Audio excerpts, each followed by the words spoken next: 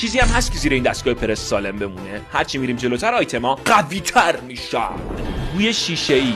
بله انفجار رو مشاهده کردید. کتابی که این نامردیه، نباید این تیزر رو روش بزنی. تیز نبود عمرن نمیبریدش. بله اینایی که ما روش زندگی میکنیم و در واقع تو ساختمونا استفاده میشه به گوزبنده، همونطور که میبینید خیلی راحت فروپاشی کرده. تلویزیونی که اینجوری از هم باز میشه. آخ اون پنلش، آخ صفحش سالم بود. تلویزیون زرنگ بود، صفحش اینجوری داد بیرون. توپ فوتبال اینا رو قدیم ما میخریدیم 40,000. بسیار این راحت میتره که فکر کنم. نه خدایی خوب دوام آورد. توپم توپای قدیم. الماس این خب مگه نمیگم قوی ترین چیزه؟